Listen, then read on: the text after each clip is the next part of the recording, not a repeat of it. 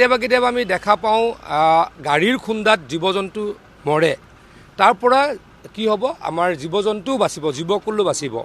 সেই কথাটো কিয় গৌৰৱ গগৈ ডাঙৰীয়াই চিন্তা কৰা নাই মই নাজানো। তেখেতে ইমান পঢ়া শুনা কৰা ব্যক্তি বুলি সকলোৱে ভাবে। তেখেত বিদেশত ডাঙৰ হোৱা, বিদেশৰ পৰিয়াল, তেখেতৰ পৰিয়াল বিদেশত থাকে, গতিকে বিদেশততো নিশ্চয়কৈ এইবিলাক দেখিছে। তেখেতৰ পৰিয়ালৰ 3জন সদস্য বিদেশী, ব্ৰিটিছ নাগৰিক, ব্ৰিটেইনত বা ইউৰোপততো চাগে ক'ৰবাত তেনেকুৱা আছে। তাৰমানে ইউৰোপত থাকিব লাগে, ব্ৰিটেইনত থাকিব লাগে, অসমত থাকিব নালাগে, অসমৰ ভাল হ'ব নালাগে। সেইকাৰণে গৌৰৱ গগৈ ডাঙৰীয়াই এইবিলাক কাম কৰে, এই কথা কয়। কিন্তু অসমৰ ৰাইজে এই কথা বেয়া পায় আৰু অসমৰ ৰাইজে এলিভেটেড কৰিডৰ ভাল পায়, অভাৰব্ৰিজ ভাল পায়, ভাল ৰাস্তা ভাল পায়, দলং লাগে, সকলোখিনি আমি কৰিম। তেখেতে যি কৈছে মথাউৰি নাই, মথাউৰি সম্পূৰ্ণকৈ আছে।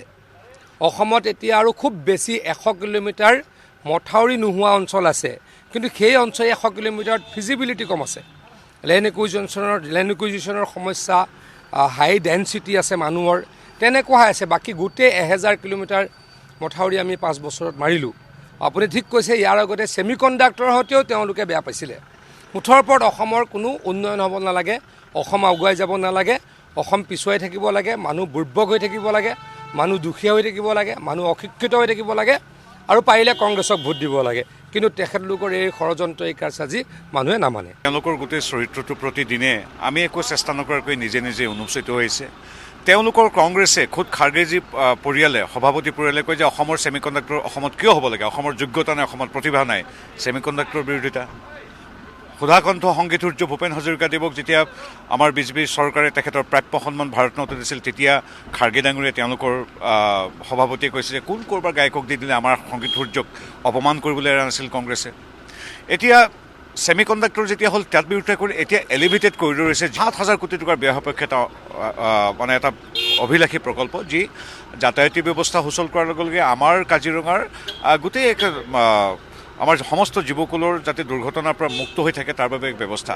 সমগ্ৰ পৃথিৱীয়ে তাক আদৰিছে যে হয় এইখন চৰকাৰে বা দুয়োখন চৰকাৰে ইনফ্ৰাষ্ট্ৰাকচাৰ বা আন্তঃগাঁথনি উন্নয়নৰ সমান্তৰালভাৱে জীৱ জন্তুৰ কথা ভাবিছে, যিদৰে ভাবিছে সাহিত্য, সংস্কৃতি, বিশ্ব ঐতিহ্য ক্ষেত্ৰ ইত্যাদিৰ লগতে।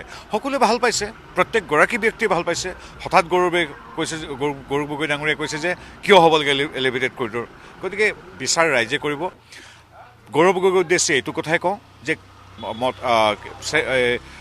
এলিভেটেড কৰিও নহয় মথাউৰি হ'ব লাগিছিল, এনেধৰণৰ যুক্তি আমাক নিদিব।